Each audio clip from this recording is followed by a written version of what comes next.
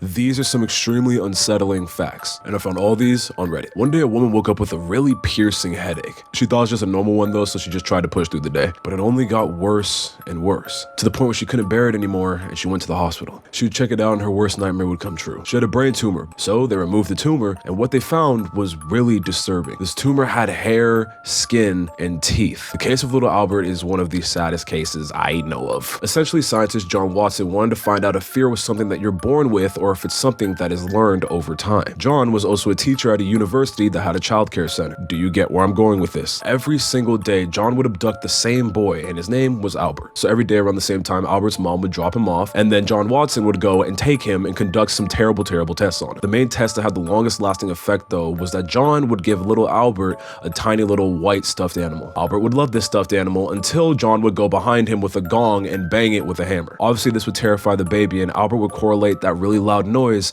with this white stuffed animal. Thankfully though, one day Albert's mom would find out what was going on. She would take Albert and they would move away. But unfortunately, the damage was already done. Albert adopted a deep fear of anything that was white and loud noises. On top of that, unfortunately, Albert never learned how to walk or talk, and he would die at the age of 6. And many people believe that this is all because of John Watson's testing. Obviously, that's a very dark one, but it makes sense for today's video because 3 real ways to survive Siren Head. If you see any strange buildings that you don't think have been there before, run. Siren Head can take many forms, so he could be that building. Secondly, if you hear the sound of Siren Head, put in earplugs, because apparently your head can just explode. And finally, probably the most obvious, if you see Siren Head, stay in cover, because he could just step on you. That one's kinda lame, but it could happen. I pray to my God every day. Every day. On my knees every day. On my day. You see me when I face my God, I don't play. I don't play. On my knees. I don't.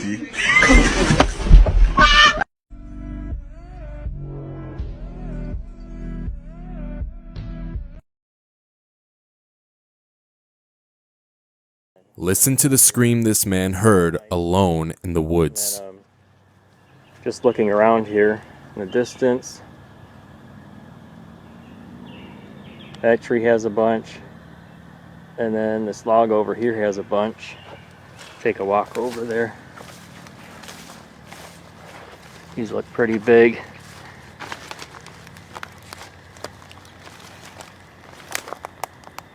Yeah, this, look how big that one is down there. It's got to be about 12 inches across.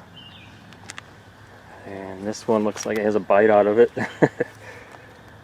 And this one. And there's one over here. Looks like it's holding some water. Huh?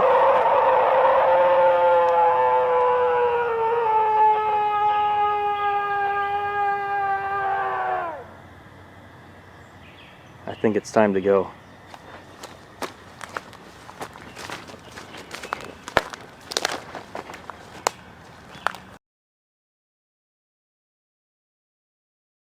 This is why you should always keep a diary. Once there was a young woman in Korea who was blind in one eye. She decided that once she saved up enough, she would get a cornea transplant. Eventually she did, so she scheduled the surgery. She was very excited for it, however, afterwards things took a terrifying turn. She stopped texting and talking to her friends and even her family with no explanation. People thought she just needed some time to recover. However, eventually her parents grew worried about her and went to her house. They knocked on her door, but there was no reply. Then they called the police, who broke down the door. Inside the house, they found the young woman lying in a pool of her own blood. Her parents were devastated. No one could understand why she did this to herself. Perhaps it was just a social isolation. However, this theory was quickly changed when the police kept investigating. All the mirrors had been smashed in the house, as well as all other reflective surfaces. But it wasn't until they found the young woman's diary that they really found out what was happening. When they flipped open her diary, they found that on the last few pages she'd written over and over again, "My right eye is staring at me."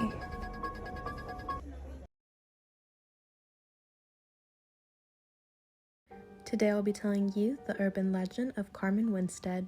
Carmen Winstead was a 17-year-old girl and had a hard time making friends when she changed schools. Eventually, she started hanging around with a group of 5 girls. Carmen thought these girls were her friends, but it wasn't long before she discovered they had been talking about her and spreading vile rumors behind her back.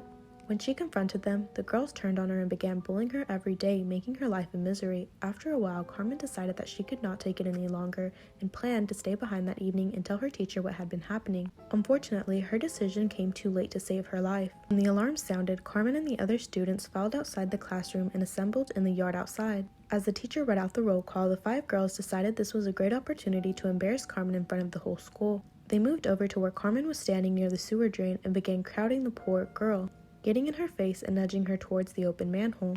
They pushed her and she tripped over and fell head first down the manhole. When they saw her fall, the girls started laughing, and when Carmen's name was called out, they shouted, "She's down in the sewer."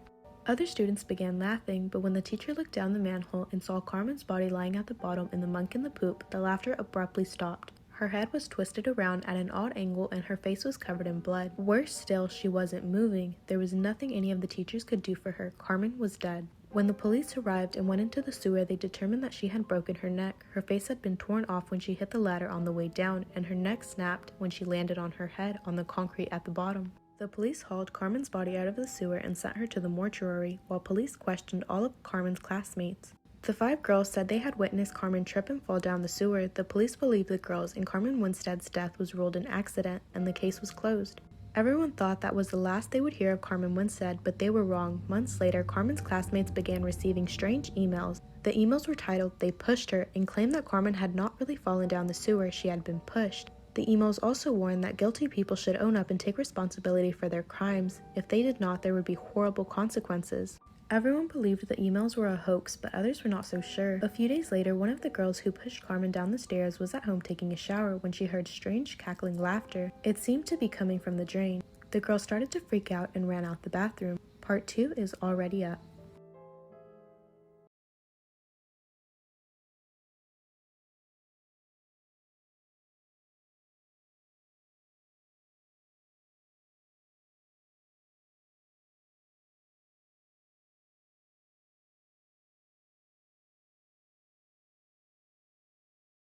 Someone said that this audio is an excuse to show how psychotic you can be. Excuse me, you're eating my peach. I don't see your name on it. And who would do that? Do what? Put their name on a peach. Somebody who really wanted it? No one has ever put their name on a peach. I've seen it done. No, you haven't. What are you gonna do about it? What, are you deaf? No. Just thinking of all the things I'm going to do about it. My girlfriend doesn't like having guests over when it is her time of the month. My girlfriend Hannah, 25F, and I, 25M, have been going out for 2 years now. We moved into a nice house that is on the edge of a town. We are still in the honeymoon phase of our relationship. She has a couple of weird rules that are kinda quirky, but it kinda makes me love her more. One of the rules that I think is the cutest is that we have to go to bed at the same time, so that one of us isn't waking up the other when they come in. Her rule that she is very strict about is that she won't allow any guests over when it is her time of the month. She says that she hates for people to see her like that. I agreed to this rule as I want her to feel safe in her own home. My best friend of 14 years Tom, 25M, doesn't approve of our relationship and is always trying to convince me to break up with her. He keeps telling me that I need to be sleeping with random girls while I am still young. I keep telling him to drop it, but then he will mention it again a few weeks later. Hannah hasn't said anything bad about Tom, but I can see that what he says hurts her feelings. I was surprised to discover Tom standing outside our house yesterday evening. He was holding a case of beer and some snacks. He shoved his way past me and told me we were having a guys' night in. I told him that he had to leave as it was Hannah's time of the month. He just shrugged it off and said it would be fine. I told him he could stay as long as he didn't disturb her as she was relaxing downstairs. We ended up having a fun evening and watched a couple of movies we used to love as kids. I didn't think anything was amiss when Tom disappeared to use the bathroom. A few minutes later I jumped out of my seat when I heard his screams of agony.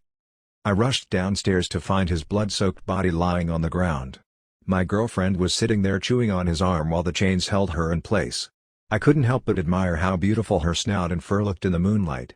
I gazed down at Tom's body and wished that he had listened to my advice and stayed away during her time of the month.